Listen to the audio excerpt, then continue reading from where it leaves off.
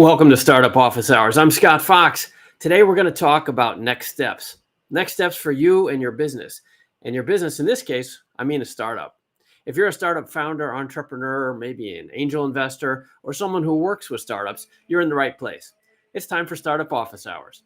I'm Scott Fox. I'm the CEO of the Startup Council. We're a worldwide community service organization that I started to help early stage founders and investors and all the folks that fill the startup ecosystem worldwide, trying to bring more opportunities to everyone.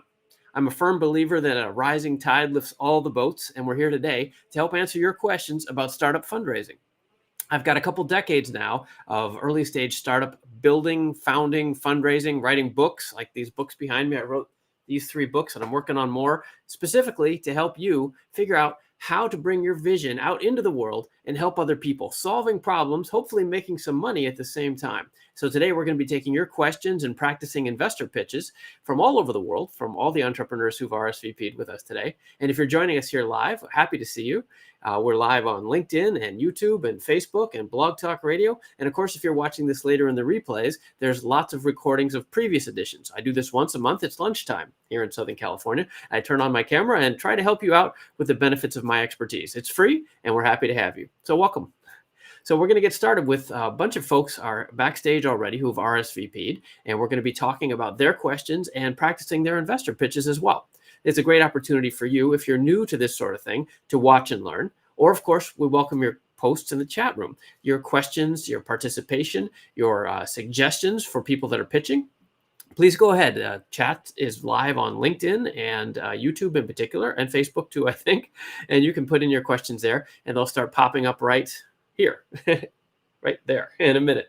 So go ahead and let us know where you're calling in from. Love to know where we're reaching around the world. We've got a lot of people RSVP'd today, a lot of questions and pitches. We won't be able to get to them all, I'm sorry, but I'll try to pick the ones that are most interesting and most helpful to the broadest group of people.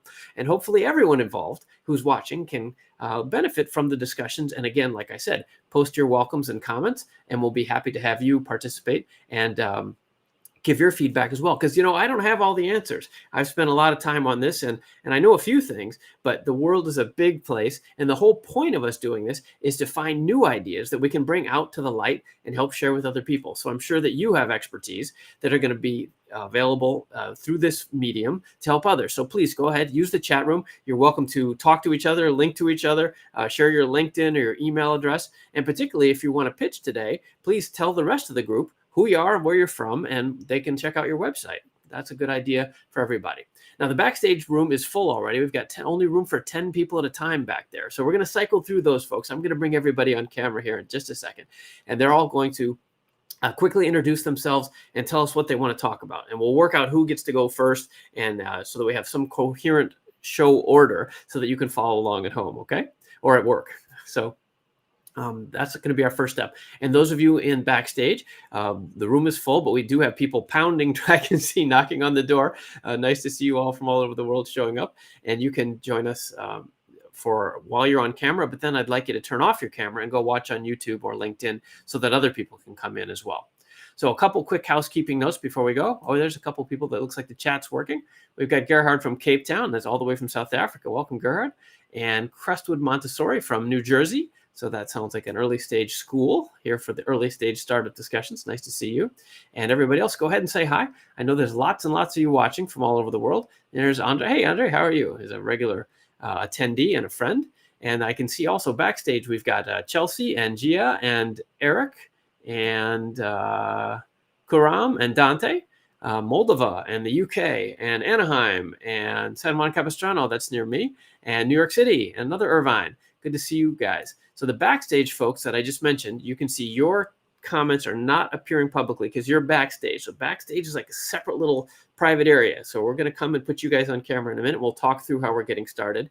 And then the public stuff that if you want to share publicly is over here in the chat room that's coming, as you can see, from LinkedIn and YouTube and so forth.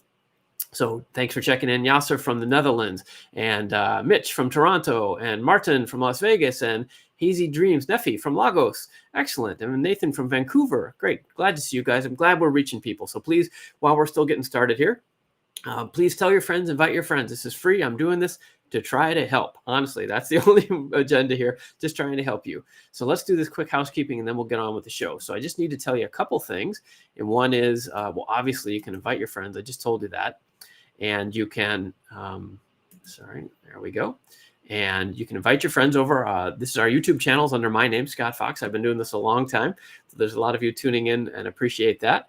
You can join us at startupcouncil.org. That's the organization that I started. We've got 7 different free newsletters, all full of content designed to help you guys, meaning you early stage founders, find more investors, find more customers, find more team members, find all the things you need to accelerate yourself. So if you're not enrolled at startupcouncil.org, it's free. Just go check it out. You don't have to sign up for anything, but I suggest you do because we designed it all to help you. This session is being recorded and it is being displayed online, obviously, because you're all watching online, but it will be archived as well. So when you're chatting or appearing on camera, don't say anything stupid or too confidential because it will be archived and displayed worldwide. We want to share as much as you should and not much more. And then, of course, this is not qualified legal, tax, professional, accounting, or any other medical or any other kind of advice. I'm just a guy you met on the internet trying to help you out. So if this is interesting to you and useful, and I hope it is, please tell your friends. And the only way we get paid here is if you like and comment and share. So please do visit our YouTube channel and like and comment and share. And of course, the same thing on LinkedIn, Facebook, everywhere else. The more you like and comment and share, the more people we can reach with these hopefully helpful messages. So let's get on with the show. So I'm going to bring on folks from backstage, and we've got, like I said, a dozen of them. Yes, Seth, the room is full. We've got about 10 people backstage, and that's all it can handle at once. It's about all my little brain can handle too. So we're going to walk through those folks in a minute and see who has what to say and what they want to talk about. And I'll try to I'll take some notes and we'll try to put those in order. And then we're going to hear some pitches, investor pitches, and you in the audience are totally invited to share your commentary and feedback. So how the pitches can be better. And there'll also be some questions. People have strategy questions about fundraising and what to do in this crazy startup world. And I'll be happy to give my opinion, but we'd also love your opinions via the chat room as well. So this is a community-focused event. Go ahead and put in your LinkedIn, for example, if you guys want to meet up with each other. In fact, I should do that. Maybe somebody else can find it. I should not distract myself, but I'm on LinkedIn, and you can search. I'm Scott Fox Author is the handle. And of course, I'm Scott Fox. You can search for me there pretty easily. And like I said, I'm a serial internet entrepreneur. These days, I'm mostly an angel investor. So I've worked on both sides of the table, both the raising money, and then I've advised a lot of companies who are trying to raise money as well. And my real occupation most of the time is actually as an investor. And I'm an investor in, I've lost track, 30, 40 different startup companies all over the world, different kinds of things. So I've seen lots and lots of pitch decks and lots of pitches. And so that's part of what we're going to be practicing today. So I want to thank you for being here, and let's get on with inviting some folks from backstage and see who's here and what they want to talk about. And I will try to coordinate this into a reasonable facsimile of a table of contents, essentially. And I should mention, by the way, the folks, we're going to give preference to folks who are participants and who are registered at nationalstartupsdirectory.com. Nationalstartupsdirectory.com is our sponsor, and this is a service that I built, and you can participate free, just like they have. You can see there's a coupon code there on the screen. The National Startups Directory is simply what it says. It's me trying to help you guys by creating a directory so that everybody can list their startups in one place. Why is that a good idea? So that we investors can find you. So the idea is to create sort of a marketplace, I guess. And you list your startup, and you can say a little about your startup or a lot. And that way we can build up a library so that investors have a centralized place to find early stage investment opportunities. So it's a win-win for both sides. The more you guys post your startups, we send out newsletters worldwide. We have a worldwide reach, of course. And we have 75,000 or so members in startup cities, 45, 48 cities around the world now. Thanks to all of you for participating. But if you list the National Startups Directory, we'll start pumping your startup news out to all of them. So it's a virtuous cycle, creating more opportunities for you by introducing you to more investors. So to drive attendance and use of that service that we built, which took a lot of time and money, of course, we're inviting you to pitch. If you want to pitch, we're giving priority to the folks who are listed there. Okay, so that's who gets priority. And if you want to check it out, there's a code on the screen there, and you can go list yourself there as well. All right, so let's go and bring on our friends. And who we got backstage? There's a bunch of folks back there. Let's see here. How do I do this? Okay, they keep changing the interface. Okay, so Wendell and Kuram and Jess, Dante, Carrie, Gia, Chelsea, Eric, and Joss. Please turn on your cameras. I'm not going to bring you on unless your camera's on. So Wendell is here. Wendell. Hi, everybody. How are you? Good. Nice to see you. And Carrie is back again. Hey, Carrie. And Gia as well. Good to see you. And Chelsea. Here comes Chelsea and Eric. And another one. Excellent. Okay. Now, I'm getting lots of messages. The room is full, like I said. So if you're trying to get in and you can't, you just got to wait your turn. These folks are going to talk first, and then we're going to, they'll cycle out and we'll bring in some other folks. And okay, Dante turned on his camera. Good. Dante. And there's Joss and Jess. And Khurram, you need to turn on your cameras if you want to join us, okay? So this is our opening lineup, okay? So nice to meet all of you. Welcome to the show. If you can give me a smile, are you all paying attention? You got your cameras on? Hello? Yeah, there we go. Okay, cool. All right, guys. Nice to meet you. All right, so I'm just going to go around the room, and we'll see who's who, and we'll see who wants to go first and what they want to talk about. So, Gia, nice to see you again. What's on your mind today? Just give me the super quick version so I can order things, okay? Thank you so much. This is a question from our co-founder. Recently, she was approached by an investor and a company. The company is education technology company, asking for like the international growth. So my question is about, is that possible? You share us a bit about your views. How you analyze this situation? Is that possible for a company based in the UK goes global, for example, to the United States, and with our technology? Okay, interesting. All right, that's a complex one, so we can get to that. Thank you for being here. Nice to see you again. All right, looks like Wendell. What would you like to do today, Wendell? Hi, everybody. So my name is Wendell. I currently run a delivery company in New York City, and we're creating a new startup for the underserved market of bodegas in New York. Bodegas are small family-owned stores. They sell food and groceries, and they're very underrepresented, and we have a product to get them online.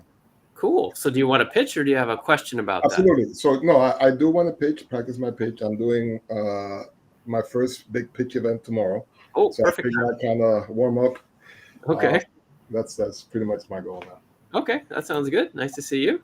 And Carrie's back. Hey, Carrie. Nice to see you. Hi. How are you? I'm from St. Bonaventure Academy. It's a school startup, and I'm just here to practice my pitch. Okay, good to see you again. All right, just putting these in order. And then this is Dante. Hello, Dante. Hey, everyone. I'm Daniel. Well, that's my real name, but the way Dante is my, you can say my nickname. I'm here just mostly to know more about marketing. Like, for example, we have a startup. And I would like to know ways of how we can evolve that, and the ways how we can get audience, perhaps. And mostly here, to increase my knowledge and perhaps on marketing. Okay. Do you have a specific question or pitch, or just kind of in general? Well, I'll just hear, I'll adapt, and if I'm going to come up with something, I will ask. Thank you. Okay, fair enough. Nice to see you. Okay, and next to you is, let's see, who's that? Chelsea. Hello, Chelsea. Hi. I'm in San Juan Capistrano, just down the road from you. Yeah. Great. And I'm hoping to practice my pitch for my startup Launder today. Okay, perfect. Great, thank you for that. And then next to you is Eric. Hello, Eric. Hey, Scott. Hey, everybody. My name's Eric. I'm working with a partner on developing a marketplace in the Bitcoin Nostr space. Definitely wasn't expecting to be backstage. I'm just curious to watch everyone else's pitch and learn about how to approach a very early stage startup and get seed funding. But okay, perfect. I can definitely relinquish this spot if someone else wants to be up here. Sure. Well, actually, you read my mind.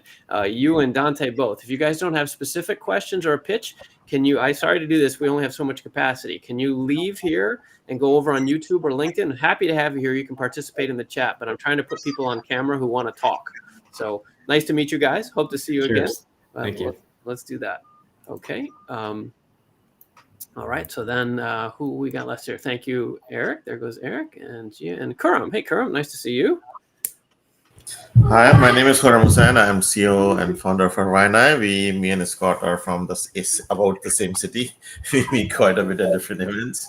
That's right. We have created a startup and started pre-order for AI for consumer, which is a smart home and security space. So you don't have to live with the motion alerts and person alert, but we exactly tell you what's going on in your life and when it happens and when it's important for you to know. Excellent. So did you want to pitch today or did you have a question? I want to pitch. Okay. Good to see you again. And it's a 2-minute pitch, right, Scott? Yeah, up to 2 minutes is the idea. Right. Okay. And we've got a couple more here. So let's see. Gia, I did Chelsea. Joss. Who's Joss? Hey, Joss. Nice to meet you. Hi. Nice to meet you too. Hi, everyone. My name is Joss, and I'm the CEO of a company called Einstein Innovations. I'm from Australia, but I'm currently in France, not to watch the Olympics, but to work. And we've developed a machine that can automatically iron clothes. So we're a startup company with about 3 years in, but preferably I don't want to pitch today. I just want to observe. So happy to relinquish my position too. Okay, fair enough. Well, nice to meet you. Good day. And thanks for being up early. And we'll see you. Yes, if you can tune out for a second and move over to the public channels, that would be awesome. Great to meet you. All right. I hope to be back in Australia again real soon. One of my favorite places for sure. Okay, Sankar. Hello, Sankar. How are you? Hello, sir. Hello. Hi. Hello. What would you like to talk about today? I want to start a luxury watch brand. Okay. So how to get large amount of investment? Okay. So that's your question? Okay. Well, we can come back to that. That's cool. Nice to meet you. All right. So we got a couple more. Let's just check here. Let's add Ashwin and Kat. Wow, full house. Great looking group. Can everybody give me a quick smile? Hi, everybody. I got to post these on social media, right? It doesn't happen until we all look happy and, post it on Instagram, right? So great to see you. Come on, Kat, you're not smiling. You just arrived. There we go. Thank you. Okay. All right. Nice to meet you. Okay. So, Kat, what's on your mind today? I want to do my pitch for sparkedinnovations.ai. Okay. Perfect. Thank you. That was very concise. And Ashwin, how about you? So I would also like to pitch our early stage startup, and specifically sort of like ask the question that, how do you raise sort of like a pre-seed round without customers? Okay. Where in sort of like a landscape where like having customers and showing. Okay, that's enough. We'll do that. We can definitely do that question. But I got the idea. But you want to pitch and ask a question? Yeah. Okay. Cool. Okay. So I'm going to turn everybody's cameras off again and let me digest. Sorry. Just give me a second and I will figure out what order we can put these in so that we keep everybody entertained. So thank you all for being here. In the meantime, the chat room is active, obviously. I want to welcome everybody for joining us. Let me put up, let's see, there's a question there about the directory. Let's put that up again. This is there. So that's the startups directory that we have built, and it is open for you. And I think we're going to give priority to our friend Wendell because he has a listing there as well as wanting to pitch. But Wendell, if you've got a minute, I think before we do that, let's just do some baseline questions. And Kuram also, he's a member, and Carrie as well. Okay.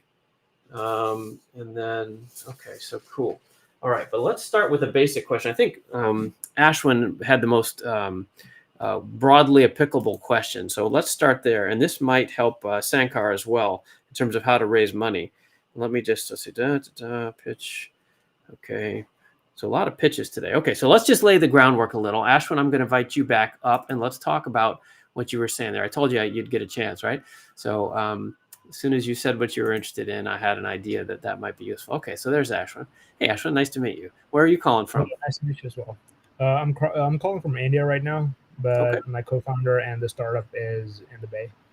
Oh, nice. All right. Okay, so let's start. We can get to your pitch later, but let's talk about the background you were giving for a minute in terms of what your company's doing and then what you're trying to achieve in terms of fundraising. Yeah, so we are basically an AI startup that aims to streamline supply procurement for medical and dental clinics. So this is going to be sort of like one source of knowledge for supply inventory for both clinics and vendors, as well as direct lines from vendors to clinics. So just removing middlemen and related inventory and financial tools that are going to be supported by AI. Okay, excellent. So, well, that's exciting. So what are you looking at funding wise? Then that's what's your question. So currently we are at zero funding. We're very early stage. We just finished an MVP and deployed it yesterday. Oh, congrats. So yeah, we have some meetings set up with some angels that we were able to sort of connect with through LinkedIn and through sort of like mutual friends. Okay. So we're gonna sort of like do that over this week, refine our pitch decks, our data rooms, our one pagers, all of the investment materials. And basically that's where we are. I guess the sort of like the chicken and egg problem here would be that we need investment to get to a point where we can reliably have paying customers. Yeah. But we also need customers to show, that we are a valid idea and we do deserve funding. Yeah. So that is something that I was wondering. We do have our champion customers that are helping us through beta testing. People that we've been able to talk to and collect data, clinics, mostly clinics. And so you actually have customers already? I wouldn't call them customers because they're not paying. They're more like sort of helping us in development of the product. So we get some level of access to like, their experience, their data, that type of stuff. Yes. Okay. So they're more like helping us out, but I don't think we're at a point where we can actually ask them to pay us money for the MVP as it is now. Fair enough. Okay.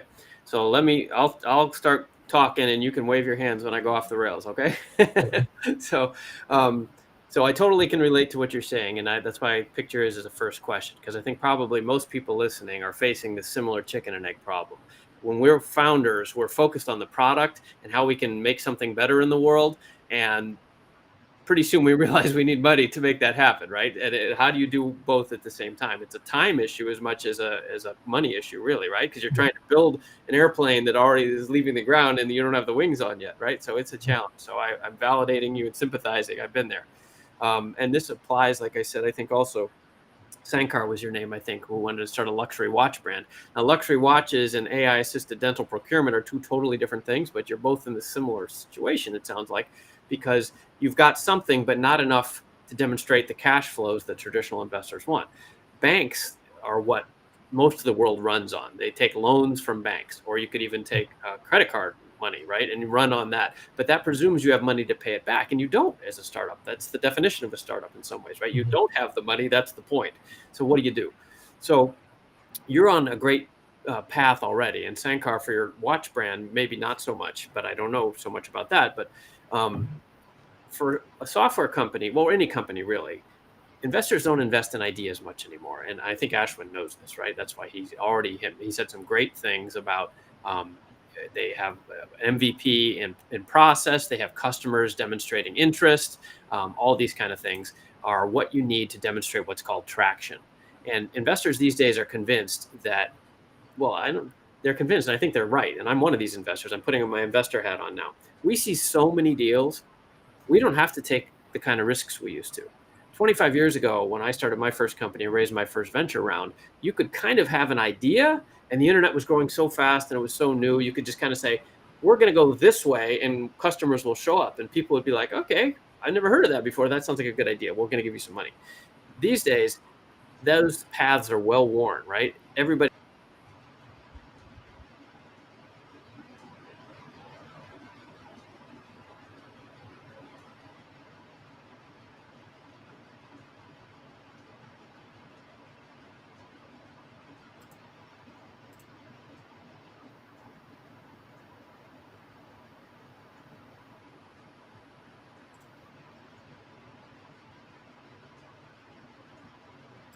I guess I'm back. All right. So what I was saying is traction is what investors are looking for these days. In other words, our job is to make the most amount of money with the least risk possible. The least risk possible means, you already have $1 million of profits every month. Well, if you get to that stage, you don't need the money, right? So the tension is between what can you show that makes it, here's my point. What can you show in terms of traction that makes it look like your profits are going to be inevitable? What can you show, like a series of dots that form into a line, that form a pattern that takes off? And you can say, well, we have this happened, and then this happened, and this happened, and we're pretty sure this is going to happen, and this might happen too. And if that happens, then this is going to happen. And you need to present that as like, look, this is a foregone conclusion. We're the people. We're going to do this because we know these folks. And it's about, and you already have a bunch of the pieces, Ashwin. I'm going to stop talking in a minute, let you respond. But you have you have a minimum viable product in the market. You have people who have voted already by engaging with you. Maybe they haven't put in money. Maybe they're not buying the product yet, but they seem like they're going to. Anything that you can show like that is what we call traction, which is demonstration. Here's my definition of traction, roughly. I'm working on my next book, so you're helping me think this out. Traction is anything that shows somebody else gives a shit. That's the bottom line, right? Because when you're a founding team, you guys all convince each other that this is amazing. But investors, we literally can't afford to believe you because everybody's a good talker. That's not enough. Who else cares? And that's why, for example, you don't find solo teams much anymore. Like a solopreneur isn't enough. We need to know that you've convinced some other people this is a good idea, and those are your co-founders, your teammates.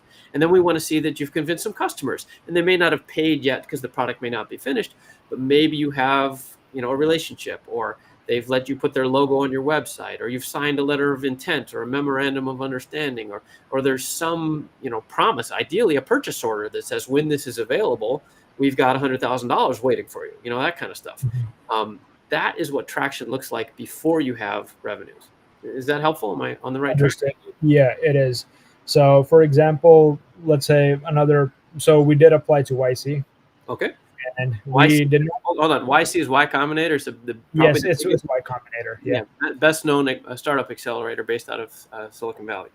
Yeah. So we did apply, and we ended up finishing at like the top 10%. We didn't quite get through. Mm-hmm. But okay. is throwing that out also traction? Like, is every piece that sort of validates our idea? Yes. That beyond, let's say, like the paying customer. Yes. So the point is, I guess, to like sort of like let's say put that together and throw that in as our pitch before I guess pre-revenue. Yeah. And that's right. Because think about it from our point of view for a second. You come in, you're a brilliant, handsome guy with all the answers. Like, that's awesome. But if no one else has agreed with you, then you're an actor. Right? I don't invest in actors, right? I invest in businesses. So what can you show me? And it's better if it isn't like 1,000 tiny things, right? It's some significant ones, right? So use your best judgment. But yeah, like you said, so yeah, YC, and you got accepted at all is the thing, right? I mean, that's very competitive, right? So, in the university world, okay, you didn't go to Harvard, but you went to the University of Michigan. Well, that's totally good, right? So maybe you're still a real guy, right? And you are proving that it's something bigger than what's between your ears and your dreams, that there are other people that care. And so, yes, right. I would, again, not 1,000 little things like your mom gave you a round of applause and your uncle bought you a new toothbrush because he was so excited, but like real stuff.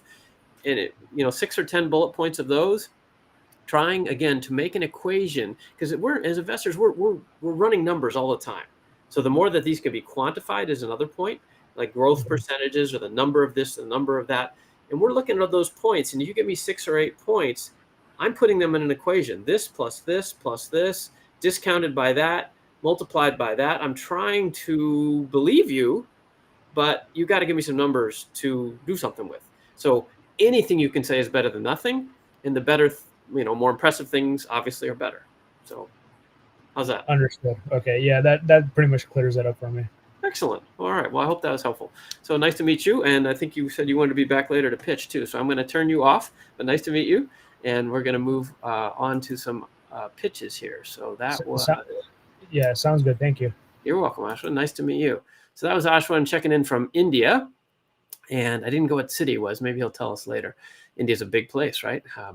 All right. And then I think we were going to bring on Wendell. So Wendell wanted to practice his pitch. There he is. Yep. Hi, Wendell. Hey, everybody. Hi, Scott. Thank you for having me on. Yeah, you're welcome. Let me give everybody the quick version of the pitch. So what we do for pitches here is take a minute or two. So not a 10-minute pitch, and there's no slides. It's just a verbal thing, just kind of like you're having a conversation, but I guess a structured conversation, you might call it. So 60, 90 seconds, 120 seconds, and give us the what, why, wherefore, and how much. And then I'll try to give you some supportive feedback. And of course, everybody that's listening, please listen carefully and give Wendell suggestions of how he can improve. Because even if he's a total rock star, which I'm sure he is, there's always room for improvement, right? Even Olympic athletes have coaches, right? So everybody's going to contribute here and hopefully help Wendell get to the next level, because he's on stage tomorrow, he said, right? Your first pitch tomorrow. So, okay. So here we go. So give us a minute or two and tell us about Synchro Foods. Sure. We are Synchro Foods. My name is Wendell Reyes. I bootstrapped an online management services for restaurants where I manage all their online orders. We have a tablet that we also consolidate all the orders for them to make it easier. So I've been doing this for about 4 years already. Been very successful with it. And right now we have an opportunity to go after a big sector of in New York City that's been untapped. The reason being because most of the owners are Hispanic or they're foreigners. They don't speak the language and they're not tech savvy. And that's the grocery stores, or AKA bodegas in New York. A lot of these bodegas, they sell groceries. Well, they do. Oh, they all sell groceries, but a lot of them sell hot food as well, sandwiches, street food, burgers, and we already signed about 20 of them in my current company, and we're doing really well with them. We do about $8,000 a month in online sales now.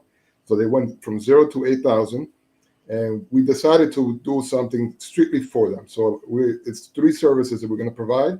One is a bodega app where people could order. They could order from their favorite bodega, whatever it is, whether it's a chopped cheese sandwich, a Philly cheesesteak, or a gallon of milk. We also manage everything for them, meaning that it doesn't matter they don't speak their language or they're not tech savvy. We are now become the managers. We open up their Uber accounts. We manage all the menus. We do everything for them. So that's been very successful so far with restaurants for me. And we're going to put that with that niche market that's untapped.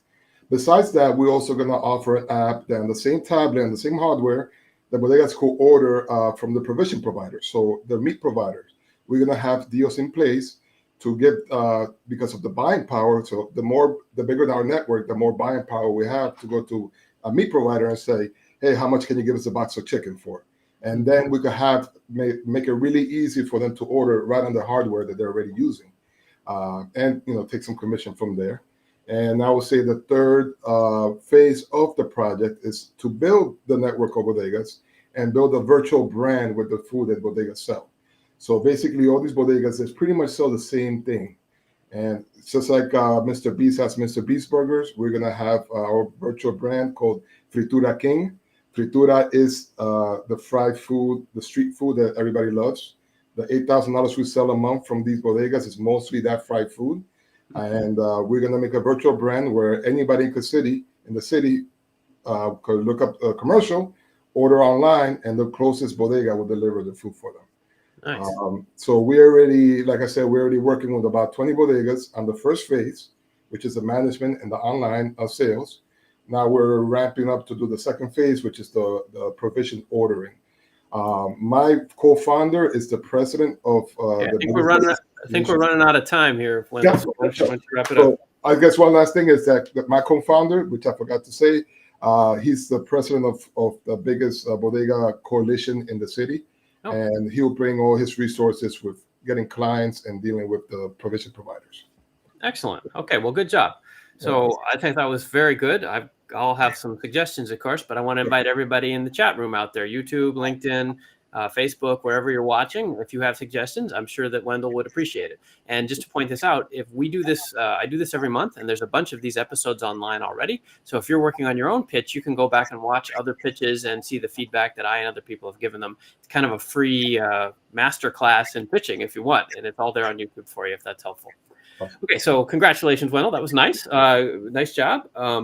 So I'm gonna focus on the negatives, not the positives, because let me do the positives just to be nice. You're well spoken. You're personable. You speak clearly, which helps. You know the business, which is very good. Sometimes people are a little shaky, right? So I can tell you've done this, and you know the thing. You have a nice way, like your confidence inspiring. Like if this was a business interested in me, this is a guy I trust this guy. So that's hard to teach, right? So luckily you're blessed with a nice personality. So. Thank you. Okay, so what could you do better? Several things. Most of that was about the business. It was about the product. I didn't hear very much about the business. I'm an investor. I don't want to know so much what you're doing as how you make money. So the only numbers I heard in the whole thing were 20 bodegas signed up and 8,000 a month in revenues. So that's good, but I need like 5 times that amount of numbers. Like how many bodegas? Like how many are you going to have in a year? Like how many did you have last year? Like give me some sense of growth. And then the 8,000 a month in revenue is great, but that's obviously, I'm thinking, gross revenue. What's the net revenue? Like how much do you guys make? What's your cut of this, right? Because you could have $1 billion in revenue, but if you only make $1 a year, you're going to go out of business, right? So you don't need to answer me now, but these are things that investors are going to ask you, right? So 8,000 a month sounds good because it's way more than 0, which is good. But I'd like to know, what was it last month? What's it going to be in 6 months? And especially what's your cut? Because that's the business. And that's the piece your whole talk was missing. And I call it a talk. It wasn't really a pitch.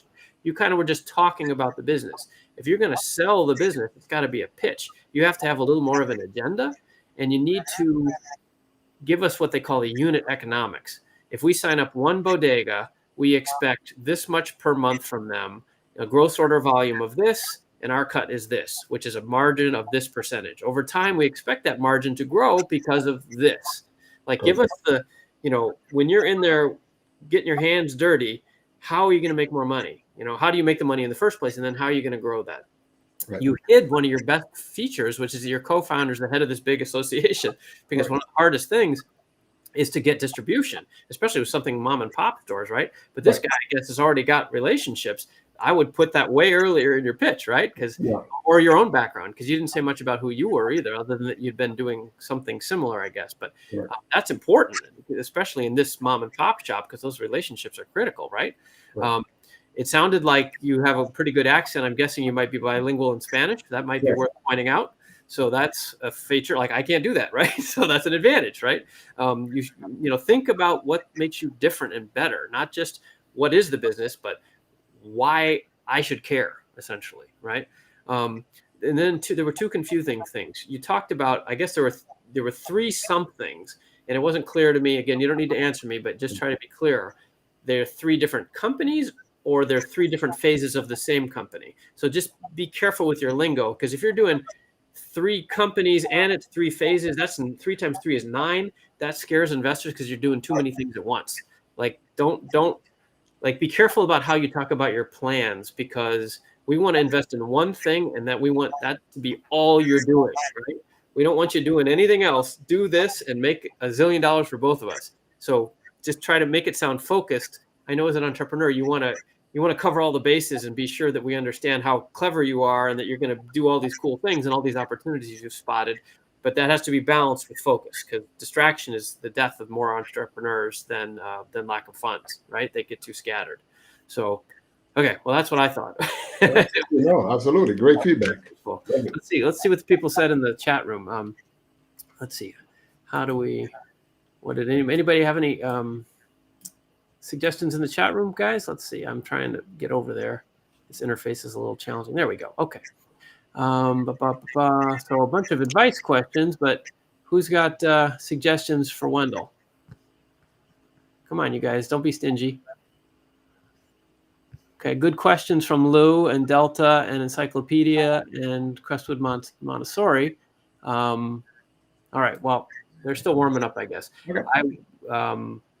I thought it was good. With those caveats, I think you're going to be in good shape. The hardest part to teach is knowing the business and being friendly and articulate, and you've got that. So if you polish a little and focus more on the business drivers rather than the product, that would help. And don't feel bad. That's what we all do. Like you start the business because you love the product and the process and the people, right?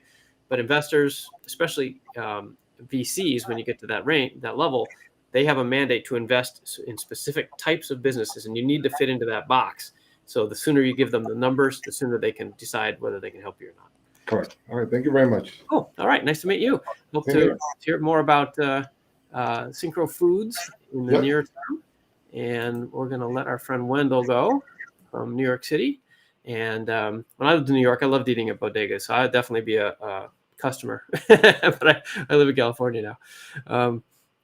Okay, there we go. So Crestwood's got your feedback was dead on, was waiting for the pitch. Yeah, what did he need? Excellent point. You didn't ask for anything. That's a really good point. Thank you.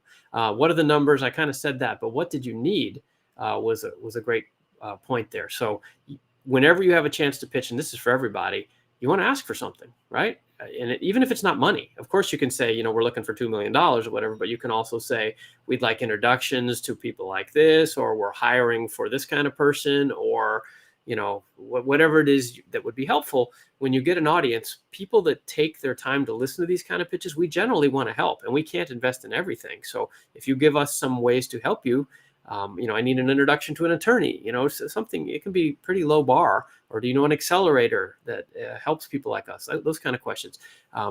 We have wide networks, and we do this because we want to help. So be sure to ask. That's a great point. All right. So that was our friend Wendell. Let's move on here. Okay. So Chelsea wanted to pitch. Kuram wanted to pitch. Kat wanted to pitch. Ashwin wanted to pitch. Okay. So let's do another question real quick. Gia was here last time. I'm going to bring Gia. Are you still here, Gia? Yeah. Okay. Let's talk about this cross-border thing for a second, because I know we had a good conversation last time. I just want to help you out, and then we'll get back to more pitches. So give people just the quick version of the question, and we'll see if we can help. Yeah, thank you. Last time you helped us to understand how could we approach to international market and international investors, and we did move quite well. We received a few investors' interest, and among them, one of them proposed to our co-founders saying, "Is that possible? We three founders together join that company, and that company is mainly for the Chinese and UK market, British market, and they are currently considering increase their capabilities in technology, so we could help them to do that, and they are hoping to increase their international markets, for example, in the United States. And I'm not sure whether this could be a good opportunity for us. The company is in the education industry and technology company helping the international students increasing their studies. Yeah, that's the case. I hope you could, if possible, could you give us your thoughts if this is a good business and a good opportunity for us? I don't so what's the question?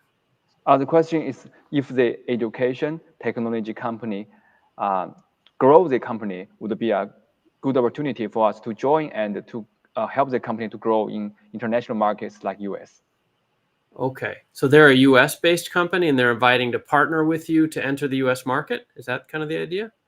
They are actually a British company based in the UK, but they have markets in China and in the UK, and they are looking for opportunity to grow in the US.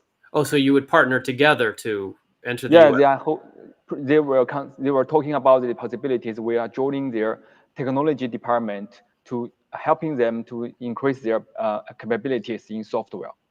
Right.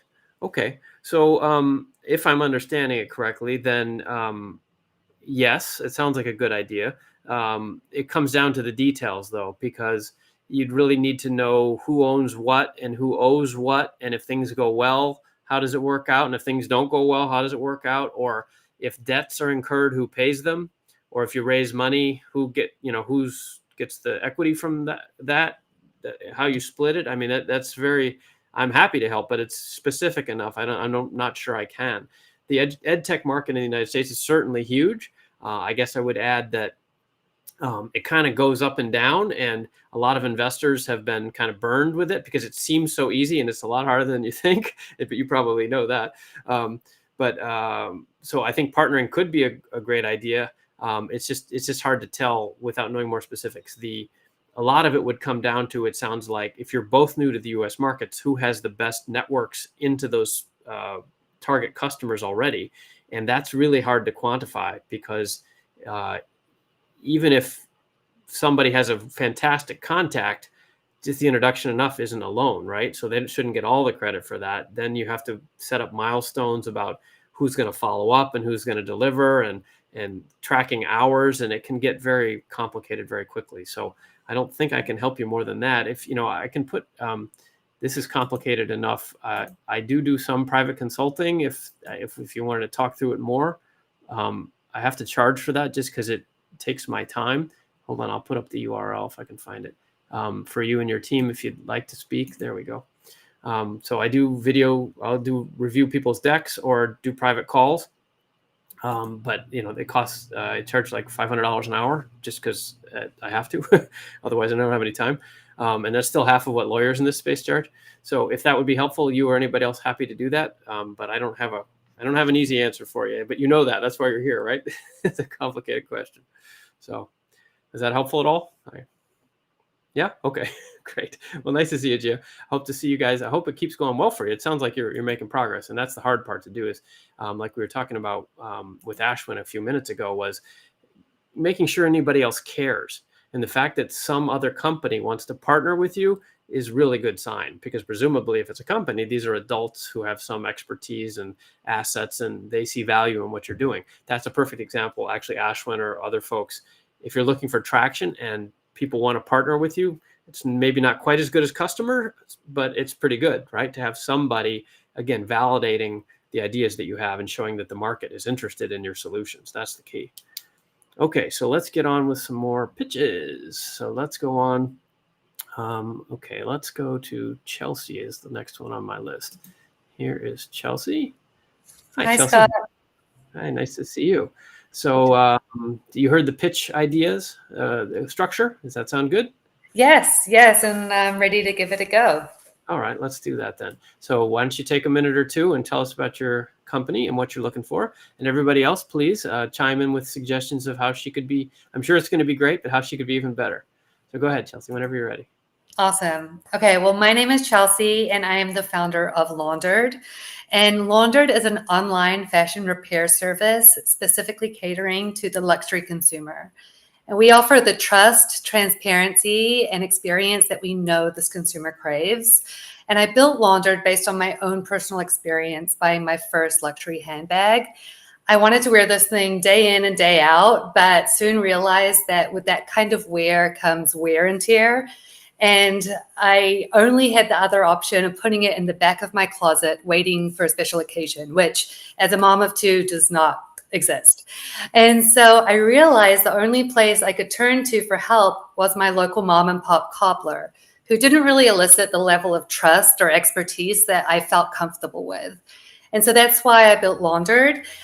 We start with a simple platform online that gives you access to high quality repair for luxury goods. And I crafted the consumer experience based on what I know about this consumer, giving them that trust, transparency, and concierge service that I know that they crave. And I know we've nailed it because all of our reviews so far have been 5 stars. And after launching our MVP about 6 months ago, we're already seeing incredible traction. We've already serviced over $200,000 worth of luxury items, and 20% of our customer base have already come back for more. And so today is the day we need to start to scale. So I'm seeking $70,000 worth of investment so I can perfect our MVP platform and put marketing dollars behind an impactful launch. And we have other tailwinds at our advantage, showing the true potential of Laundered. Fashion sustainability is a huge topic right now, with circularity at the forefront of that. And luxury resale is growing exponentially. So more than ever before, everyone has access to luxury. And the biggest reason to believe is me. I am a Kiwi from New Zealand. I am a brand builder since ages ago, with a resume that shows that I have grown brands like UGG Australia, Compass Real Estate, and Chipotle. So I know how to make brands resonate, and I plan to do the same for Laundered. Okay, very nice. Just writing notes. Okay, very good. Nicely done. Have you done this before? No, this is my first time. I don't know why I could kind of tell, but it wasn't because it wasn't great. I guess it was very well done. Okay. Yeah, seriously, nicely done. Sorry, I dropped my notes. So great. I have some feedback, of course, but everybody in the chat room, please let Chelsea know what you thought and help her out. I think that was really good for her first time. My goodness.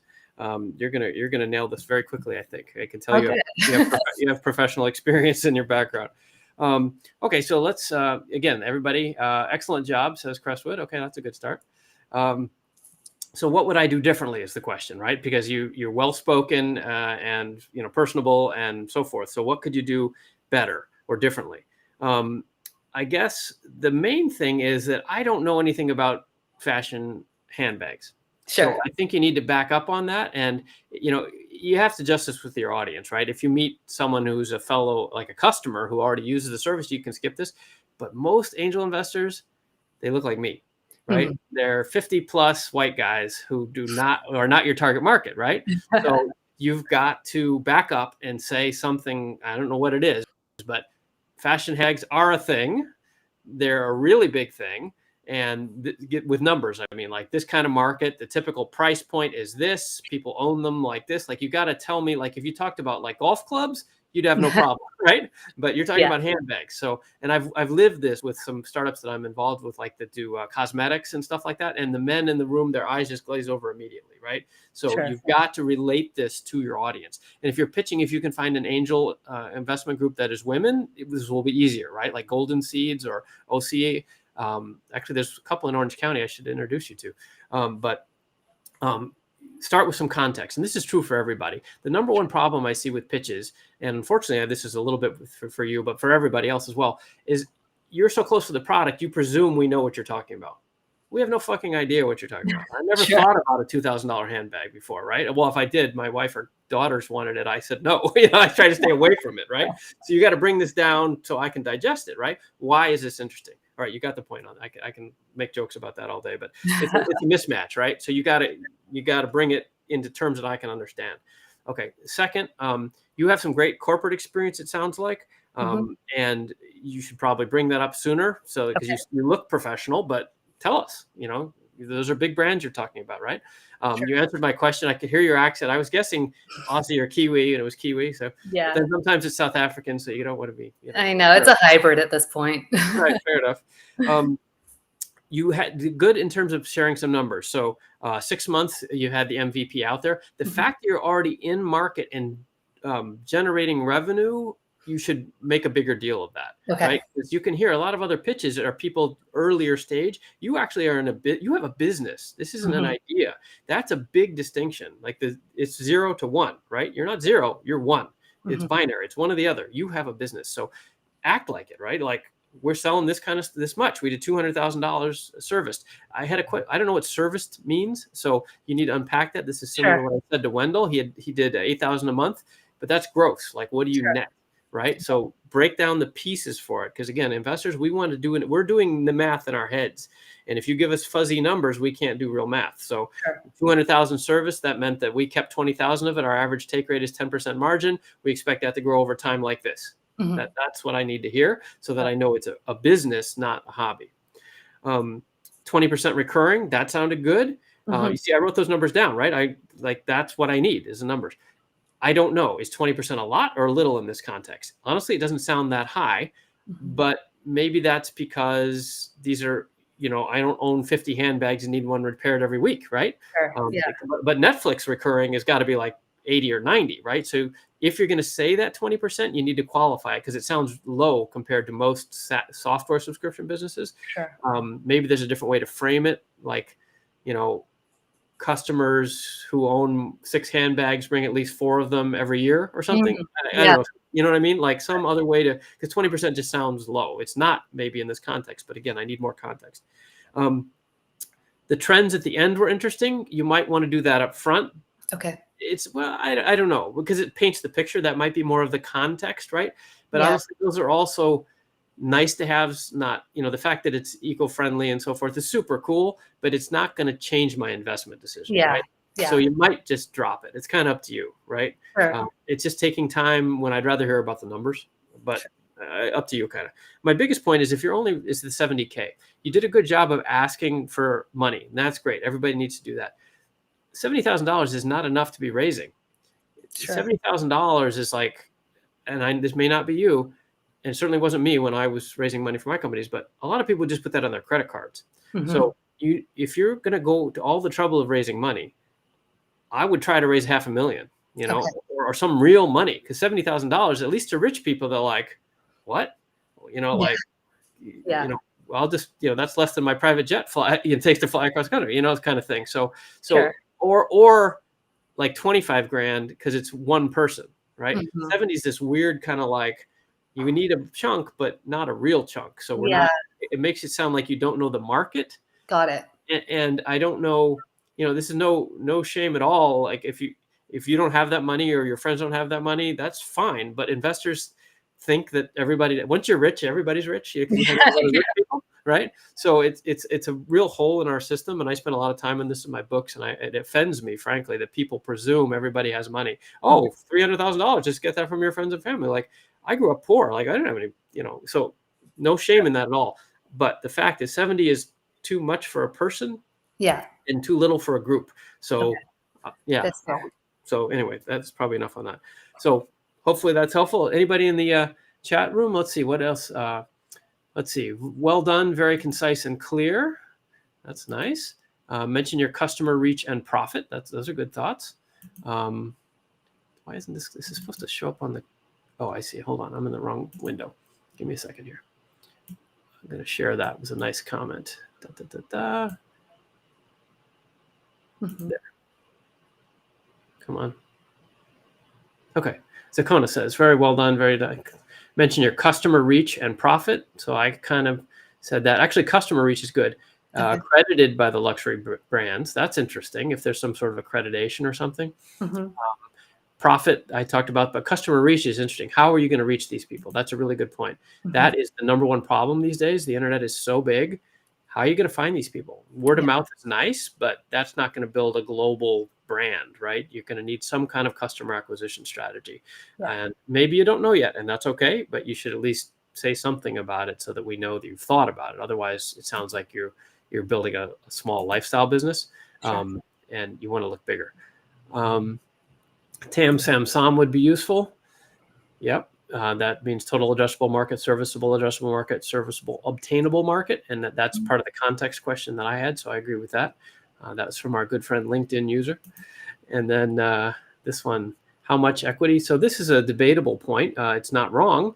You can say 70K for what percentage? That's totally reasonable. But a lot of times people don't do that because you're not sure yet, or you want to save that for a subsequent conversation. You might, a good way to get in between that is to say something about flexibility. Like we're looking for 70 grand at a valuation of 1 million to 5 million, or so, give some sense that you're flexible. And an even better way is to be more specific about the format. We're thinking about a post-money safe note, a convertible note, an equity round. If you can just sound like you've thought about it, the whole point here is just to get to the next meeting. So that would probably be helpful as well. All right. So Delta Rising loves the sustainability angle. So yes, a lot of people do, right? But and I don't disagree. I just don't know that that's going to change the investor's opinion about the business. Sure. You'd have to debate that yourself. So, okay, how's that? Was that helpful? That was great. I just have one question. How do I know what data points to include in like a 1 minute or 2 minute pitch, and what to save for subsequent conversations? Yeah, that's a good question. How do you know what to say in the initial pitch? I think in terms of an equation. Okay. Some kind of numbers that tell me you're for real. So it depends on how long the initial pitch is, but something, you come across pretty professional anyway. Normally I would say lead with your brand marketing expertise or something like that, but you come across pretty professional anyway. So depending how much time you have, may or may not include some of your corporate resume. Just so that they know you're an adult, but you seem like an adult, so maybe you can skip that. Thanks. But then the rest is numbers. So the quickest way to get my attention is to say, let me just do it without explaining. We're attacking a target market of $30 billion.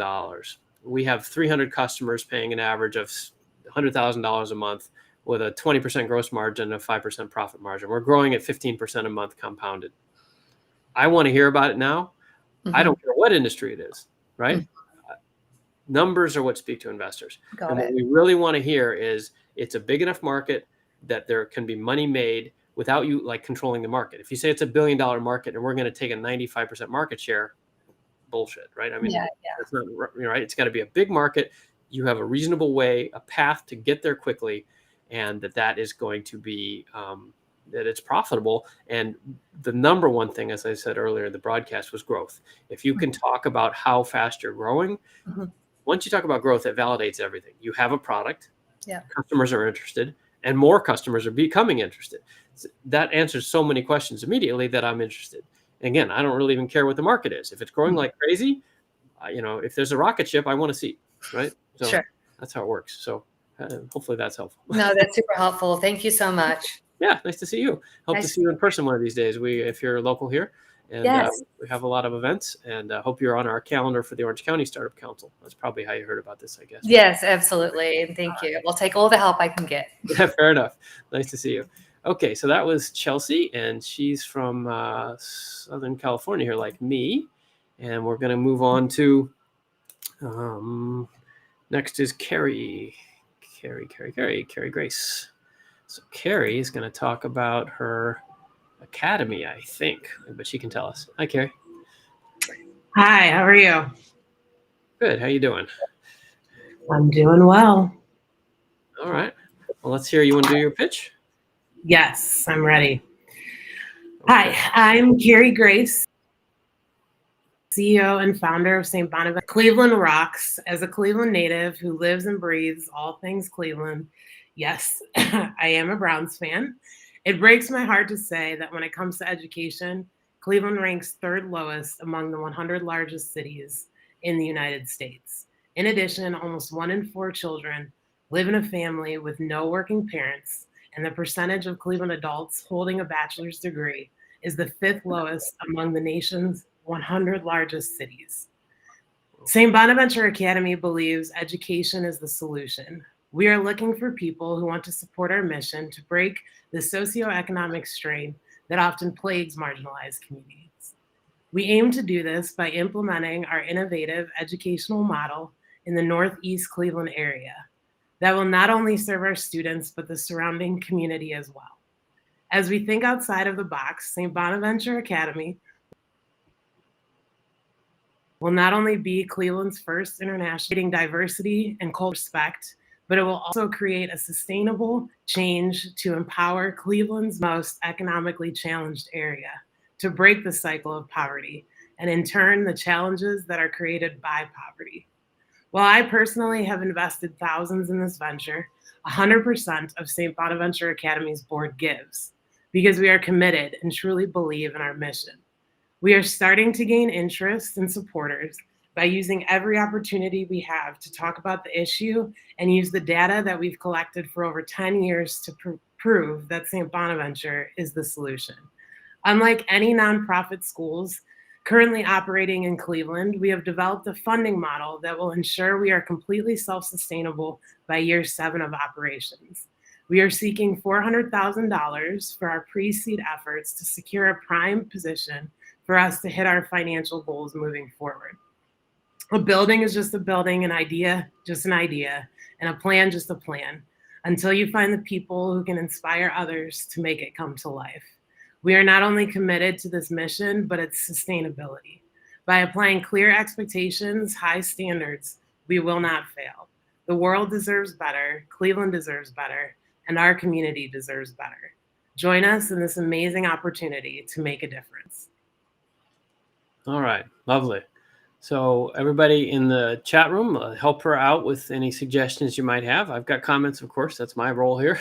But if you'd like to hear more, and especially if you'd like to support what she's building, it sounds like she could use the help and deserves the help.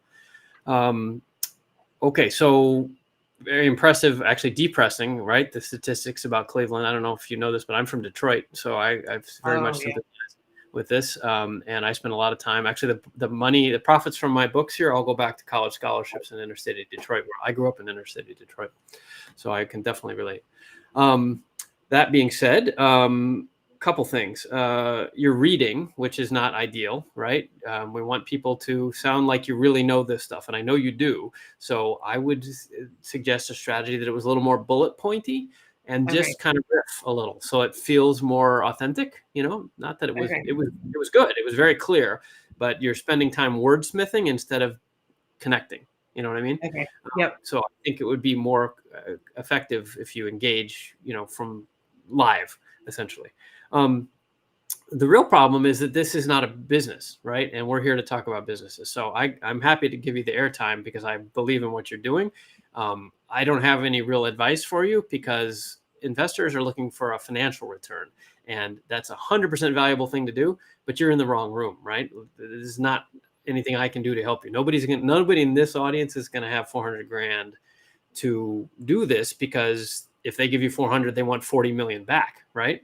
And that's not what you're doing. And that doesn't mean what you're doing isn't amazing and cool. It's just, it's a different room, right? So I'm happy to help and give feedback, but this isn't the right venue for you, right? This is more about grants and foundation, nonprofit raising and stuff like that, which is super important. I'm sorry to put you off, but that's it's a different thing. So if you want to do this, I'm trying to put on my nonprofit hat because I do a lot of nonprofit work as well. The fact that you mentioned all your advisors are investors or contributors, I think that's very powerful. I think you're most likely to get support from the local community. So I would lean on those folks like crazy. Who do they know? Who do they know? Because the story of Cleveland is a dramatic one, but it's not going to get much attention necessarily in Los Angeles or Atlanta or Mumbai, right? Because they've got their own problems, right? So it's probably a Northeast Ohio pitch rather than this, which is global. There's a lot of foundation. You know this stuff. I'm just trying to be helpful, but at least in Detroit, there's the Kresge Foundation, the Skillman Foundation, the Davidson Foundation, the Ford Foundation. All that came out of the money that Detroit had when it was the Silicon Valley of America. I would presume there's similar stuff in Cleveland because there's plenty of money in Cleveland, at least historically, right? And I would just be banging on those doors to see who you could get to pay attention. That's about all I got. It's not my expertise. This is a long way of saying this is not my expertise, but I'm trying to help. No, it's helpful. It's very helpful. Thank you. Let's see. Let's look at these other comments in the chat room. It sounds like you're an NPO. Is there a way you can make it into a company? Is this possible? Yeah. So Zakona is hitting on kind of what I'm saying. Could you? I mean, legally, Zakona, yes, you could convert into a for-profit, type corporation. But is anybody gonna? You don't want to be trying to make a profit off of students, right? So it's kind of cross purposes. That's why we have nonprofits. The in between is there's something called a public benefit corporation. I don't know if that would apply here, or Carrie, if you've heard about those. But those are companies that it's a legal corporation as opposed to a nonprofit corporation. But it's allowed to not just focus on shareholder returns, but to have a social impact sort of focus as well. And so it's a different legal vehicle. I don't know that would help, but since Zakona brought it up, that I'll just toss that out there in case that would be helpful. Let's see. And the Crestwood Montessori, right. Crestwood Montessori agrees, since they're in education as well. No surprise. A little more about what makes it different. And you need impact investors. Thank you, Crestwood. That's the idea. Impact investor is the phrase. There are investors that do this where they invest for what they call impact. So I would go on Startup Investors Directory is the service that we have. You search for impact investors or just Google Impact Investors Ohio and see what funds, foundations, and grant programs there are that can help you, because it certainly sounds like a valid mission. But it's not something that software and biotech investors are they might do it in their private time, but it's not the business that we're talking about here today. So, perfect. No, I appreciate it. The pitch practice was what I needed because that's where I get nervous. Sure. Well, you did a fine job. Yeah. So just, if you can practice a few more times and a little less reading, a little more from the heart, I think you can have a really nice impact. And then you just got to find the right rooms, like 100 of them, right? Yes. Thank you. Okay. Well, great. Well, nice to see you again. I'm glad you came back anyway, even if we're not super helpful, happy to support. So hope to see Carrie again, and certainly sounds like she's got her work cut out for her, and Cleveland deserves the help, as many of our cities do. Okay, so we've got a couple left here. I've got Kuram and Kat. If you guys are still here, let's see who's still in the chat room hanging out. Oh, let's see. Kat is still here, and John, who's that? Sorry, some of you guys wrote in. Right. Okay, John. So John looks like he came in, and he's one of our. I'm just going to bring him on a second here. John, I just want to see who you are. There he is. Hey, John. So are you with the Quibble? Yep, you got it. That's you. I Okay. gotta shut my door. Hang on. Sorry. One second. No, that's okay. I'll bring you back. I just wanted to make sure it was the right guy because I don't know you. We'll have you pitch in a minute. We've got three pitches before we wrap up. And I didn't know you, and you weren't here earlier. So, okay. So we've got 3 pitches. And let me just check the chat room, folks. I've been negligent. I've been too busy talking. And then we're going to bring on our pitchers. So the comments here. Crowdfunding. Okay, we could talk about crowdfunding for a minute. Let me give you the quick. Let's just put this up here for a second. Crowdfunding. I want to showcase this one because it's a good question, but also because Crestwood Montessori has been helpful in giving feedback to other people. So I want to thank him or her for their time. So crowdfunding, funding for production of a board game. We create to teach struggling dyslexic readers how to read. Okay, so crowdfunding is awesome, and it's for exactly the kind of thing you're talking about because you can target a specific community of people who care. A general marketing campaign, like TV commercials or something, if you had that kind of money, won't work necessarily because the number of people interested in supporting a board game for dyslexics is going to be very small in a broadcast. But a targeted crowdfunding campaign could be great. The problem is that presumes you have a community. It's a mistake to think that crowdfunding platforms are available to help you market your investment. What they really are is an administrative platform that can help you collect the money and do it legally and allocate the issuing of shares to the people that send in the investments. So I'm a fan of crowdfunding, but you really need to have an audience of your own first. If you have spent some time and money and effort developing, say, an email list or a Facebook community or a Discord channel, whatever your medium is, and you have hopefully thousands of people who are already interested in this kind of thing, then that gives you a place to market your crowdfunding offer. If you go and set up a crowdfunding offer and you don't have that audience already, it's not going to do you much good. And in fact, the crowdfunding platforms probably won't even accept your offer because you're going to put something up and you're going to throw a party and nobody's going to attend, right? So if you're ready to go to market with an audience of your own to raise money, then I think crowdfunding is amazing. So happy to talk about that more in future episodes if you'd like. But that is my initial take. And once you have that audience and you do the crowdfunding, you got to be ready to market it like crazy. So that's why you need your own audience. Sankar keeps texting. Yes, the luxury watch brand. Yeah, Sankar, this show is mostly about software and biotech and life sciences and venture capital backed things. I tried to help you out with the conversation with Ashwin. You could rewind and watch that. A luxury watch brand is not something you can really start from scratch unless you have a bunch of money already. It's very much a chicken and egg thing. So you need to develop some kind of traction. Maybe you have customers or design expertise or some competitive advantage, and then you just got to hustle. I would go work for Rolex for a while and see what you can learn. You mentioned you're 15 years old, and that's not necessarily a disqualifier, but it suggests that you don't have industry expertise. So I would go get some industry expertise and figure out how the game really works, because you're shooting high, which I admire, but you got to be realistic about it as well. And I don't know that a luxury watch brand is something you can start from scratch very easily. Frankly, I would see if you can reach out on LinkedIn or other places and find some mentors who know that industry, or maybe in your town, there's some jewelers or high-end watch dealers, and see where you can start.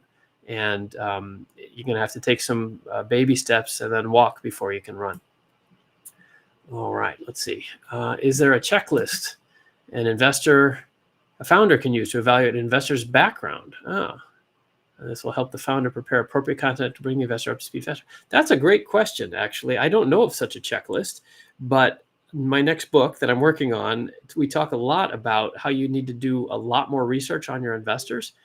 When you're a new founder, you kind of see every person as a checkbook, and you just hope that one of them sticks, but that's not the way to do it.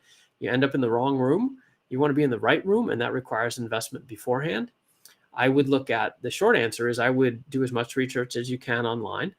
We have a service, actually. Let me put this up. Actually, I built this kind of for this question. Startupinvestorsdirectory.com is just what it sounds like. It's a directory of startup investors, and we've got 3,000 different early stage startup investors. And the reason I bring it up is because you can see other businesses that they have invested in. And that's the best way to qualify an investor, is to figure out where have they had success and where do they spend their time already, because they've obviously, that's their job essentially, right? So you don't want to pitch a biotech startup to an aerospace investor, and you don't want to pitch a luxury watch investment to someone who does restaurants, right? It's different things. All money is not the same. So this is a place you could go, and there's a coupon code there, and you can sign up there and search. There's 48 different categories of investors, I think, and there's keyword search and location search and really drilling it down. So that's something I would recommend to you if you're looking for for investors.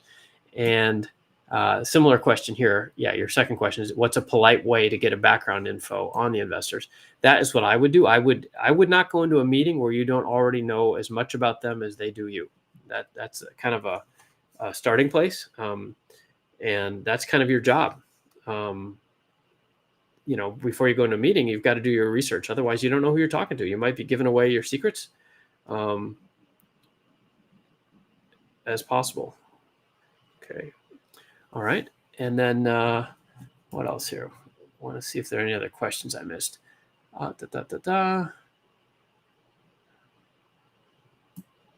Okay.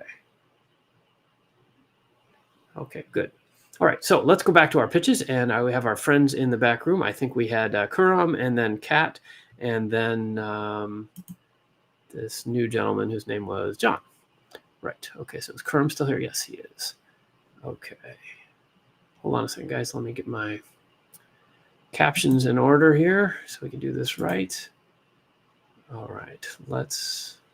All right, a lot of juggling here. Khurram and Kat, and then John. There we go. Oh, okay. Right. Okay. Does that sound good? You guys all good for that? Khurram, Kat, and then John? Yeah? Okay. Cool. All right. We'll be back in a minute then, and we'll bring you all on, and we're going to start with Khurram, a couple minutes. And Khurram, you've done this before, so let's hear a couple minutes about Irvine AI. Yeah. So Irvine, my name is Kuram, and I'm the CEO and founder of Irvine. Irvine is a startup developing revolutionizing a smart home and security using AI for both homes and businesses. We have a smart integration to convert AI like motion alerts, which you receive on a smart home and security system, then the personal alert are not enough for you to understand what's going on in your life, home or business. We bring it to the level of exactly what happens. For example, somebody trying to intrude your home, or your child is running out of your home, or your dog is messing with your couch, or your grandparent just fell down in your home. I came up with this idea when my kid ran out of the home, and we found it after a while, and my Ring camera just didn't tell us anything except somebody moved. And that made me idea why this is not telling me exactly what happened. And that's how we embarked on this journey. We have developed a very beautiful edge computing device as a hardware. There's a big technological gap of edge computing, which is not available inside any home. That's why we named our brand Home Brain. Our technology brings out the cost. It makes it more efficient, and it's highly customizable by customizing problems of, for example, baby monitoring, or if you have somebody with a seizure in your home, or in a business retail setting, somebody wants to reduce the retail theft. Our technology and model can be used. On the top of that, we are building a AI marketplace where other developers who can find other problems in homes and businesses can come and develop the AI model and run on our platform and share it or sell it to other people, just like mobile app. So far, we have sold 200 units as a pre-order. We have filed 24 patents, which are pending right now. So our sales has crossed about $50,000 in our 40 days of marketing campaign so far. We are looking to ship to our customer very soon. We have a contract manufacturing contract ongoing in China.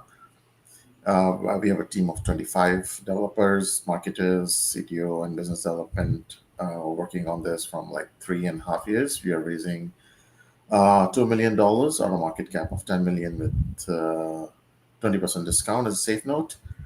Right now, most of this money will go to inventory and marketing. It's a $150 billion market in US, Europe, and China alone, growing at a growth rate of 25%.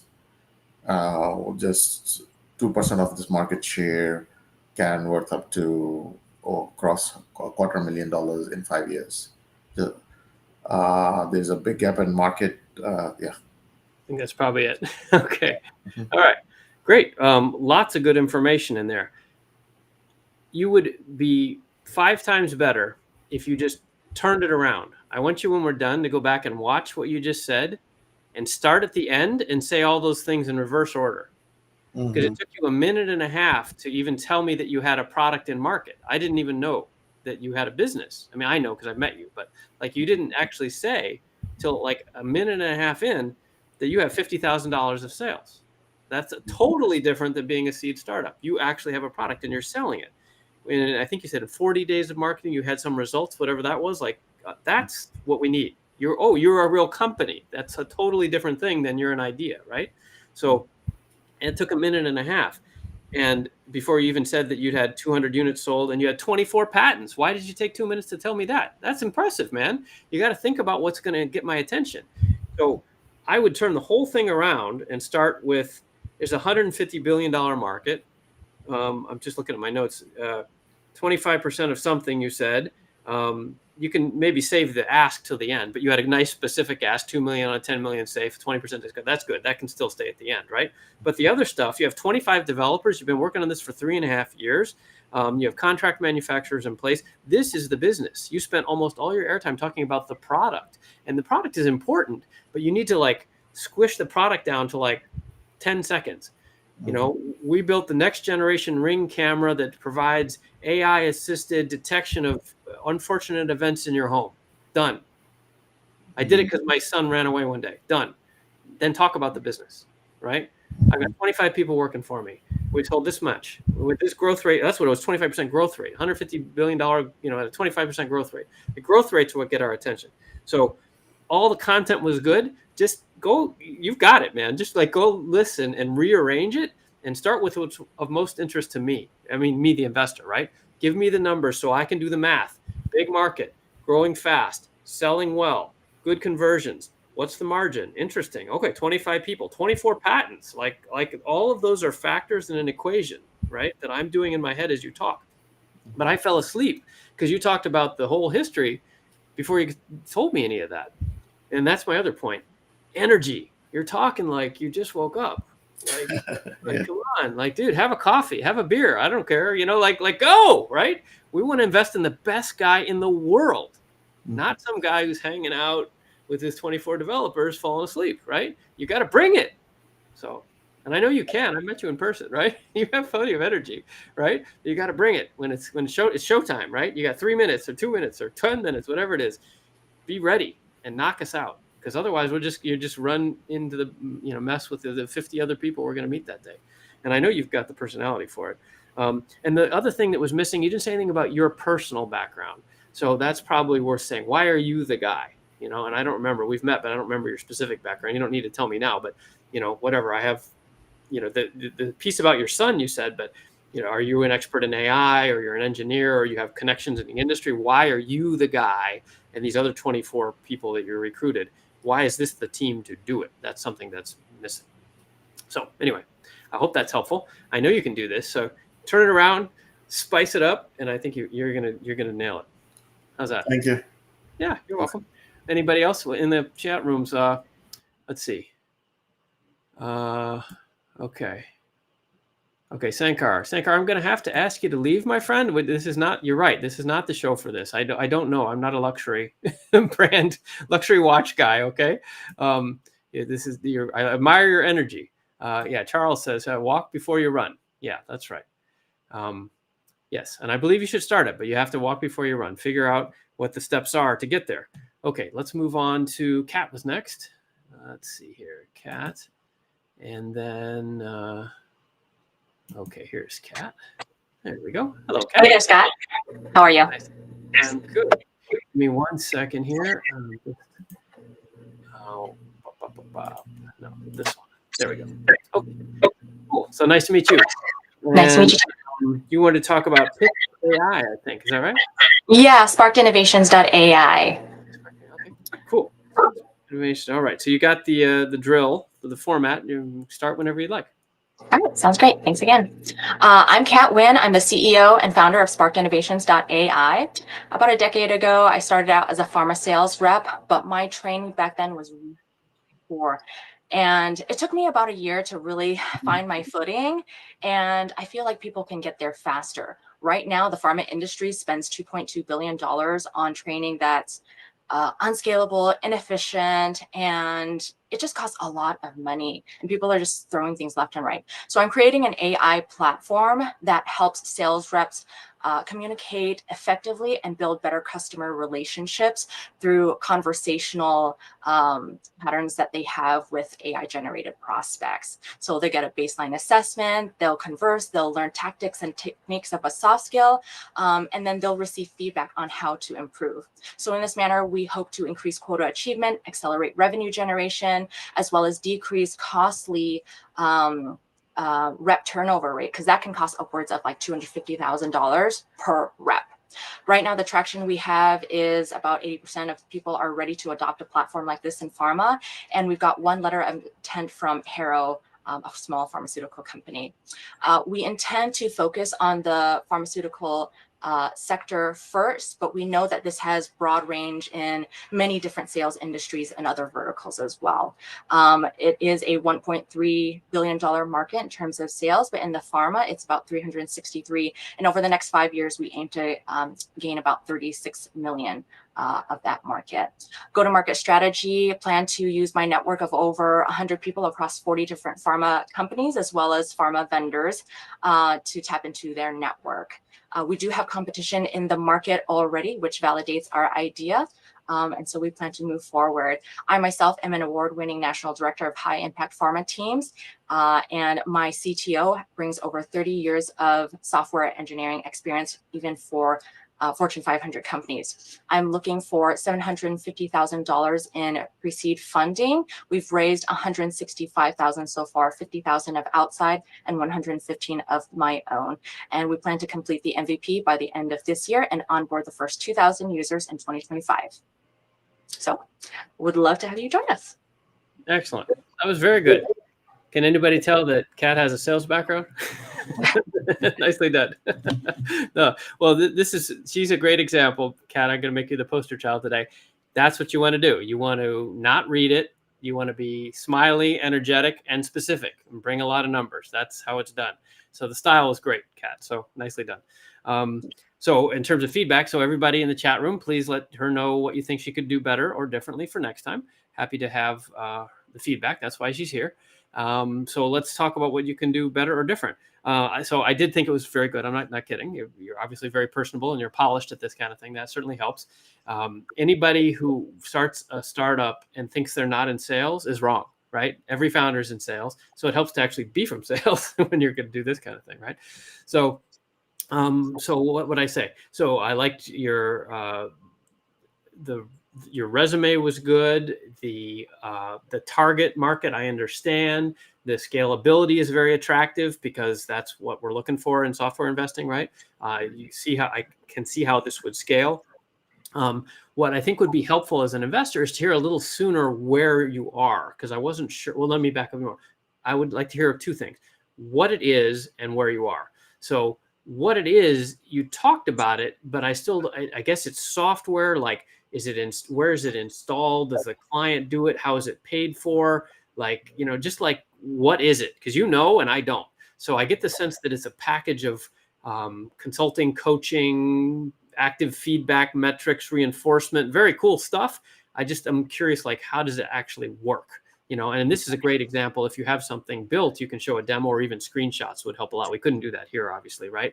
But like, is this something, you know, the rep, is it, you know, is it on the screen when they're on a call, or is it on their phone, or, you know, like, just like the mechanics of it, just because it would bring it to life for me, especially since you've built it, right? And that brings my second point. I wasn't sure what stage you were at till the end. You started talking about the MVP and how much you'd raised and stuff, but it wasn't clear to me whether this was built or not, or this was his idea, or what stage you were at. So up front, I could a little more quickly establish this is how the thing actually looks and works, and then that will immediately inform the fact, oh, it's built, right? But a little more about, like, we're at the seed stage, we're looking to go from this kind of stuff to this kind of stuff, and that would just help investors understand, you know, okay, it's early, it's mid, it's late, you know, just to give us some context, because again, we don't know unless you tell us, and I don't know, right? So I think that would help a lot, because everything you said was good. I was just left kind of wondering exactly what is it, and what is she going to want from me when she gets to the end of the 2 minutes? Because I didn't know if this was just an idea, or you had a huge team and you were raising $1 billion. I don't know, right? Until you tell me. So that context would be a lot, you know, just managing customer expectations. The other thing I think could be super helpful for you. Who's somebody muted? That's you guys hearing that? Let's see. Who can I mute here? Yeah, if you're not muted, please do. Okay, that helped. Thank you, whoever that was.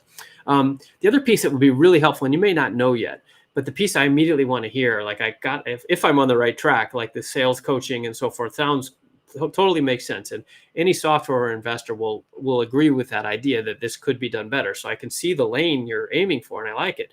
But I would love to know some ROI, like, not just for me as an investor, of course, but I mean for clients. Like, if anybody has adopted this, what do they get out of it? Like, numbers is what I'm looking for. Like, you know, we had 3 pilot programs, and, you know, increased close rates by 12%, or, you know, just something like that would really bring it to life. And it would also, again, reinforce that you are in market. This is not an idea. This is happening. So anything you could do about ROI, and the more, the better. Like, if you could say our average engagement is $50,000 a year, and that leads to a sales lift of 6.5% on a recurring basis, and our churn rate, you know, the more you got, the better, of course. But you didn't do any of that, and maybe it's too early, and that's fine. But that's that's going to be the next question, right? Like, who's done this, and is it paying back the investment? Because that's what they're going to want to know, and you're going to want to know that too, right? So you can say it to other clients. So for sure. I just have one small follow-up question in terms of, you know, you're talking about like ROI, because we're not quite there yet. We have beta testing opening up in a few months, but I think the closest traction I could show beyond that is like signups of the platform. Would that be okay? Yeah, well, anything's better than nothing, right? So if you have nothing, then it's just an idea, and I don't believe you, because I hear a lot of other people with ideas that have traction, right? So anything you can do, you might rewind this. I don't know how late when you joined us, but earlier in the show today, I talked about traction and how to demonstrate what you have. But the short answer is anything is better than nothing. And the better stuff is better, of course. But yeah, if you have signups, that's evidence of customer intent. And the main point of traction is showing that somebody other than you gives a shit. And that's what you need to be demonstrating, right? Who else cares? And if you can do that, signups are a great way to do that. And it will hopefully lead to more things, right? So yes, that's a long way to say yes. Yeah, I'm just trying to look at my notes here. I think we covered it all. Yeah, and then, you said it, but I want to reinforce, it wouldn't make it the point of the presentation, and you didn't, but we're going to start with pharma, and then there's these other things, right? So it makes a lot of sense about your beachhead market is pharma, because that's where you are, right? And then I was just writing myself a note to ask her about go-to-market, and you started talking about go-to-market, so that was good. And your personal network of representatives, you know, at 40 different companies or something, like, that's important. That's differentiating, right? So I would make a point, and you did. I'm just reinforcing. That's what we want to hear. Like, own this market, which is great, and then hopefully how can this expand both vertically and horizontally to other markets and make this a monster company. That's what it is. So there, hope that's helpful. It was super helpful. Thank you so much, Scott. Yeah, you're welcome. And anybody in the chat room there? Let's see. Yeah, I think that's probably good for now. All right. Yeah, it's 1:30. I got to get going here. My next call. So we got another pitch or two, but thank you, Kat, for joining us. Hope to see you again and see you. I think, did you say you were local? Maybe I'll see you. I am. Yes. I'm in Orange. So yeah, hopefully I'll get to see you live. Okay. That'd be great. All right. So that was Kat, and we're going to bring up our next and I think our last pitch for today, which is John. And apologies to the rest of you. Ashwin, I know you had another question. I think we're going to run out of time. And anybody else who's here, we had a lot of people today, so that's good. And we're going to wrap up here with our pitch here, and then I'll go back through the chat room real quick and see if there's any questions. So if you have any last hits you would like me to address, you can put them in the chat room, and I'll try to cover those before we sign off for the day. So, okay, John, nice to meet you. And why don't you tell us about, is it Quibble? How do you say it? Quibble? Yeah, you got it. You got it. First time. All right, there we go. Let's hear about Quibble from our friend John. Go ahead, John. Cool. Well, first one to say, I'm here to talk about luxury watches. Okay, that's what Quibble actually. No, I'm just kidding. No, really, I am happy to be here. It's I'm grateful there's a platform like this. I think for supporting founders. Thank you. Particularly first-time founders. I wish it was around a decade ago when I had my first startup. Yeah, me too. That's why I built it. Yeah, no, it's super useful. So, hey, everybody, I'm John. Nice to meet you. I'm a two-time successful founder with a 8-figure exit from my last startup in 2022. I started Quibble to solve the problem consumers faced when trying to shop for products at the best prices online. The best prices are not on Amazon and not on Walmart.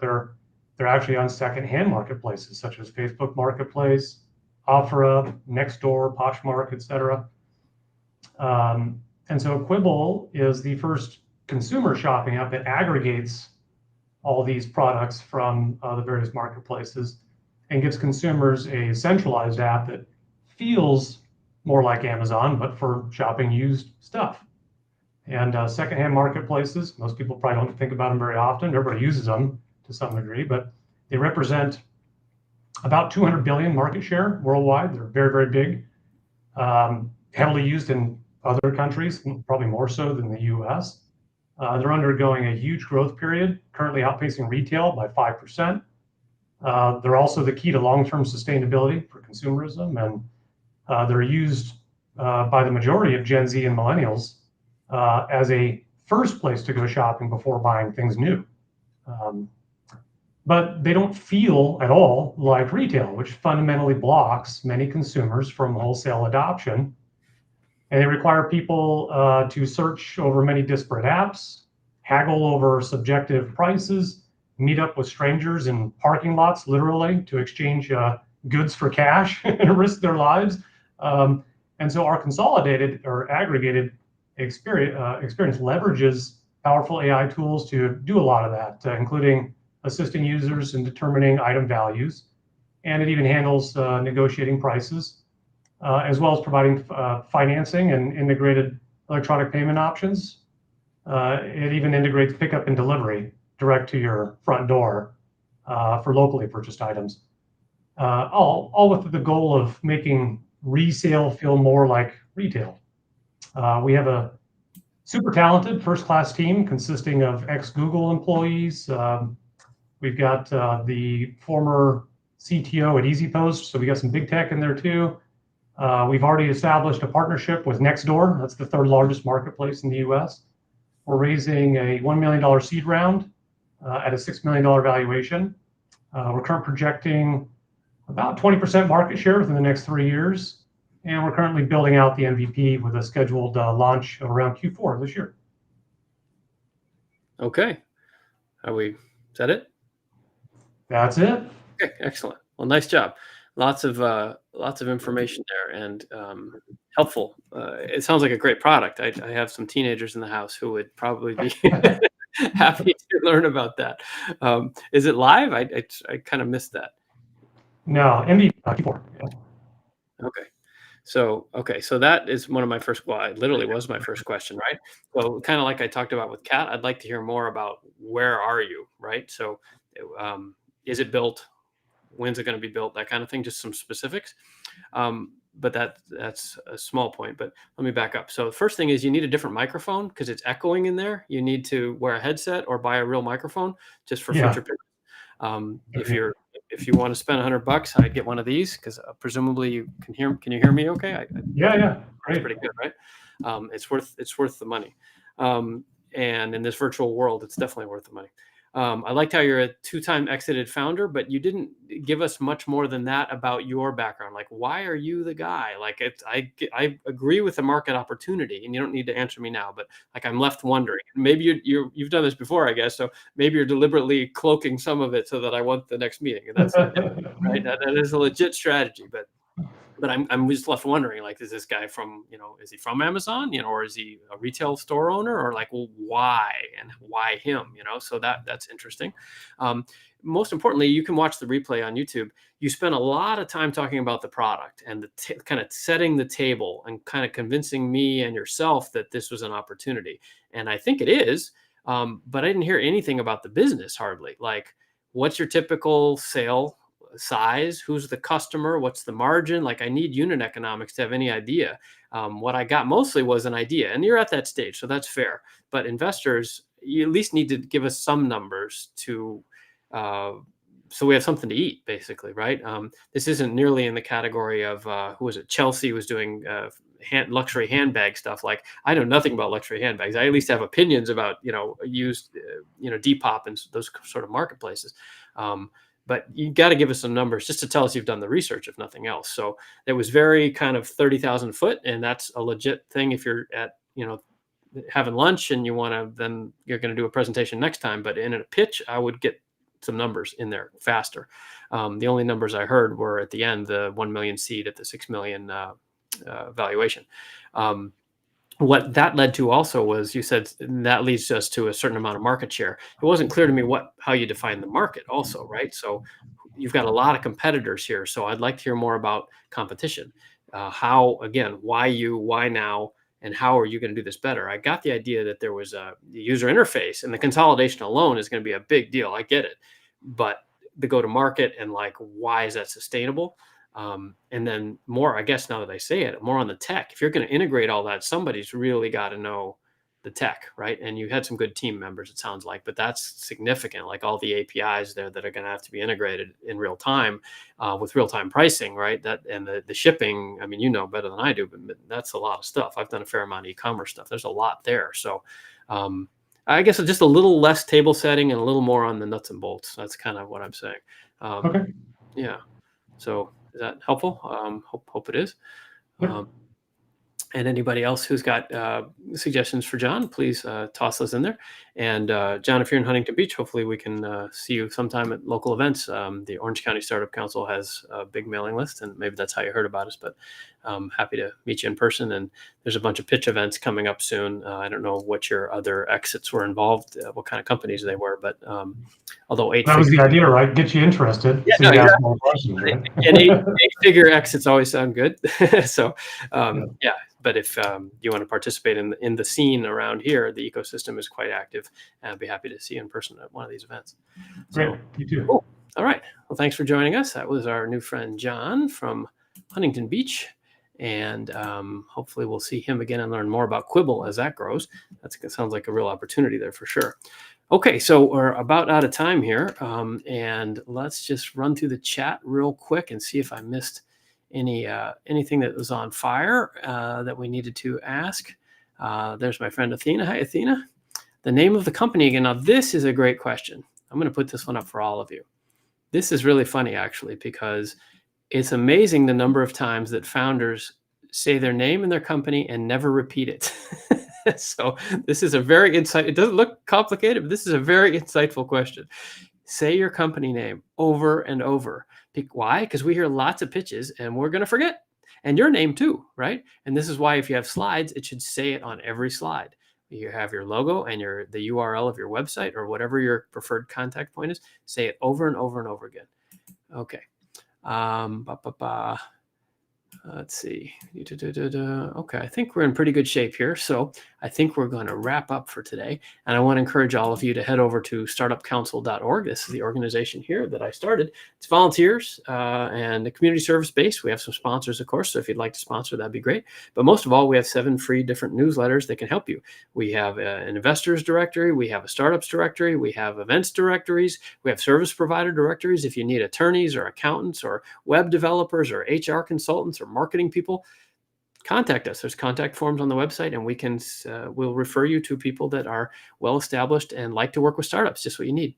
And a lot of them even give discounts to our members. So anyway, go over there and sign up, and we'll see you again, via email, of course, and hopefully in our meetup groups and LinkedIn and everywhere else, and especially on YouTube and LinkedIn and Facebook. If you could please hit the thumbs up and the comments really drive the algorithm. So if you can even say something quick and short, like you enjoyed it or whatever, and that will help us reach more people with this free service. So I hope this is helpful to you. I'm Scott Fox. I'm from the Startup Council, and I'm here to help you along with all of our team around the world from startupcouncil.org. Hope to see you again next month. This is the 4th Tuesday of every month. And if you didn't get enough of us today, you can watch a replay on YouTube, and there are many other previous episodes archived there as well.